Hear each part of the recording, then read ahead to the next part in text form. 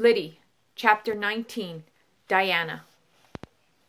She had been alone before Rachel came, but she had not known what loneliness was, this sharp pain in her breastbone dragging down into a dull, persistent heaviness. My heart is heavy, she thought. It's not just a saying. It is what is heavy, a great stone lodged in my breast, pressing down my whole being. How can I even stand straight and look out upon the world? I am doubled over into myself, and for all the weight, find only emptiness. Work days dragged by with nothing to look forward to at the evening bell. Rumor had it that the corporation had slowed the clocks to squeeze even more minutes out of the long summer shift. From time to time she wondered why she was working so hard, now that the farm was sold and Rachel and Charlie lost to her. She brushed the question aside. She worked hard because work was all she knew. It was all she had. Everything else that had made her known herself as Lyddie Worthen was gone. Nothing but hard work, so hard that her mind became as calloused as her hands. Work alone remained. She fell into bed exhausted and only felt the full burden of her grief in dreams, which, determined as she was, she could not control. The weavers at the Massachusetts Corporation had all refused the agent's demand that they each tend 4 looms and take a piece rate reduction as well. They signed a pledge in defiance, and none of them backed down. The word went like a whispered wave through the Concord weaving room. Not a girl has backed down, not a one. Diane should have been elated. Wasn't it a victory for the association?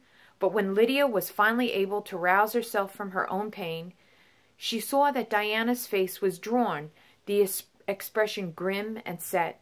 Since Rachel had gone, whenever Bridget or Diane had tried to reach out to her, she had shaken them off. No one could understand her loss, she was sure. She did not have the strength to bear their vain attempts to comfort. Then suddenly it was mid-July, and Lyddie realized that Diane was still at work, looking more sickly by the day. It was more than the heat of the weaving room. She's worried, Lyddie thought. She's sore, troubled, and I, so bent on my trial, never took it to mind. Lyddie tried to speak to Diane on the stairs, but she seemed hardly to hear the greeting. Are they threatening her with dismissal, with blacklisting? A chill went through Lyddie. She thought she had nothing else to lose, but suppose Diane was to go? Diane, the one person who, from her first day on, had treated her like a proper person, the only one who had never laughed at Lyddie's queer mountain speech or demanded that she change her manners or her mind. All the girls took their burdens to Diana. She was always the one who came to help. You. Nobody ever thought of Diana needing help. She's ill, like Betsy and Rachel and Prudence and a host of others, Lyddie thought. She's worked here too long and too hard. How much longer could Diane last? How much longer could any of them last? I must do something for her, Lyddie decided. Give her a present. There was only one present good enough. Diana! Lyddie worked her way through the jostling crowd of operatives crossing the yard.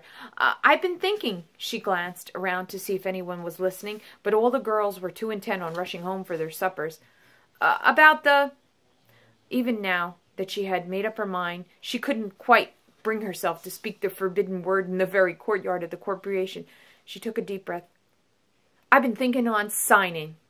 The older girl turned to her and put her hand on Lyddie's sleeve. Well, she said, and Lyddie couldn't quite make out the rest in the clamor of the yard, but it sounded something like, well, we'll see, as Diana let herself be carried away in the rushing stream of operatives. But I mean it, thought Lyddie. I mean it. Earlier in the spring she had known that there were girls in her own house secretly circulating the petition, but now that she had made up her mind to it, she wanted to do it for Diana. How could it be a true present otherwise? After supper, she put on her bonnet and went to Diane's boarding house, and she asked one of the girls in the front room of number 3 for Diana. Diana Goss, the girl asked with a sneer. It's Tuesday. She'll be at her meeting. Oh. The girl looked her up and down as though memorizing her features. Maybe the girl was a corporation spy. Stare her down, Lyddie told herself. The others was shorter than she, so when Lyddie stood tall and looked down into her eyes, the girl shifted her gaze. It's at their reading room on Central Street. She glanced back at Lyddie. The sneer had returned. Number 76. All our work All are welcome, so I'm told. In for a penny, in for a pound, thought Lyddie, and made her way into town. The meeting had already begun, and someone was reading minutes. The 40 or so girls crowded into a small room looked almost like a sewing circle. So many of the girls were doing mending or needlework. "Hello," the young woman who seemed to be in charge interrupted. "The secretary's droning. Come on in." Lyddie stepped into the room, looking about uncertainly for a chair, and to her relief she saw Diane getting up and coming toward her.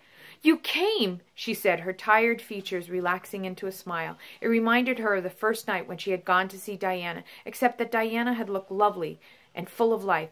She took Lyddie to a place where there were 2 vacant chairs and sat beside her while the meeting carried on. It was hard for Lyddie to follow the discussion. They were planning something for some sort of rally at the end of the month, and she kept waiting for someone to mention the petition so she could declare herself ready to sign, but no one did. At the first curfew bell, the women in charge pronounced the meeting adjourned until the following Tuesday, and the girls broke into a buzz, gathering their sewing things together and putting on bonnets to leave. The woman who had been in charge came over to where Lyddie was standing with Diana, and she stretched out her hand. "I'm Mary Emerson," she said. "Welcome. I think this is your first time with us." Lyddie shook the woman's hand and nodded. "This is my friend Lydia Worthen," Diane said. "She's thinking about joining us." Miss Emerson turned expectantly to Lyddie. "I come to sign the petition," Lyddie said. The woman cocked her head, seemingly puzzled. What was the matter with her? The one to ask for 10 hours workday? Why was she explaining the petition to the leader of the movement? It was crazy. "Oh, maybe next year," Diana was saying quietly. "No, I made up my mind to it. I want to do it now, tonight." "But we've already submitted it," Miss Emerson said. "We had to before the legislature recessed for the year."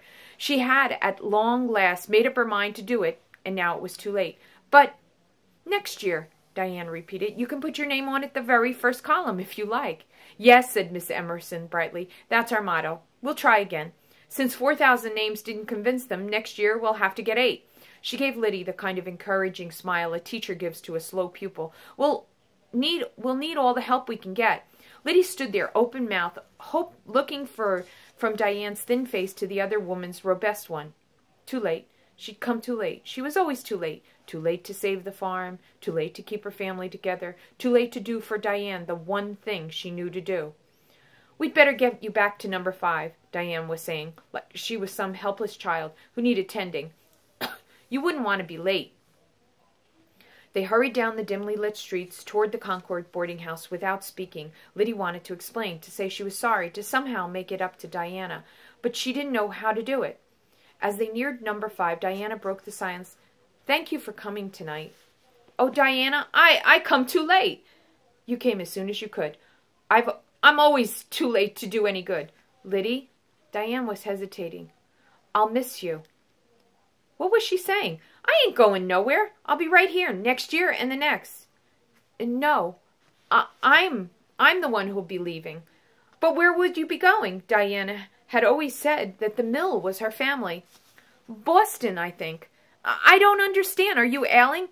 "Lyddie, if I don't leave soon, right away, in fact, I'll be dismissed." "It's because of that cuss petition they're trying to get you." "Oh, no, not that. I wish it were." They had stopped walking and stood several yards away from the steps of number 5. They both watched the heavy doors swing open and glimpsed the light inside as 2 girls hurried in to beat the final bell. "Well, it's because—" "Oh, Lyddie, don't despise me." "I could never do that. How could Diana say such a thing?" "Lyddie, I've been, I don't know, foolish. Wicked." "What are you talking about? You could never be."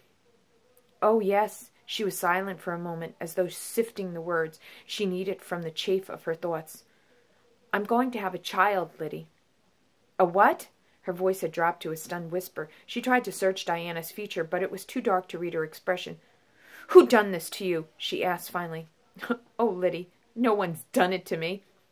"Then they'll marry you, eh?" "He's not free to marry. There's a wife in Concord. She wouldn't come to live here in a factory town, though her father is one of the owners." Diana's laugh was short and harsh. "It was that doctor." Lyddie was sure of it. "He looked so kind and gentle, and all the time—" "But what will you do?" She could hear how the shrillness in her voice. She tried to tone it down. "Where can you go?" I've got some savings, and he's determined to help as he can. I'll find work. We'll manage, the baby and I. It ain't right. I'll need to go soon. I can't bring dishonor on the association. Any whispers of this, and our enemies will dance like dervishes with delight. She could hear the grim amusement in Diana's voice. I won't hand them a weapon to destroy us.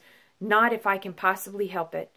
How can I help you? Oh, Diana, I have been so blind. She touched Lyddie's cheek lightly. Let's just pray everyone has been blind. I'll write you, if I may, tell you how things go. You've been so good to me. I'll miss you, little Lyddie. The final bell began to clang. Quick, slip in before they lock you out. Diana, but the elder girl pushed her toward the door and hurried away down the street toward number 3. The word passed around the floor next morning was that Diana Goss had left, snatching an honorable dismissal while she could still get it. Much more of her radical doings, and she would have been blacklisted, or so the rumors went. And that is the end of chapter 19. Keep on reading.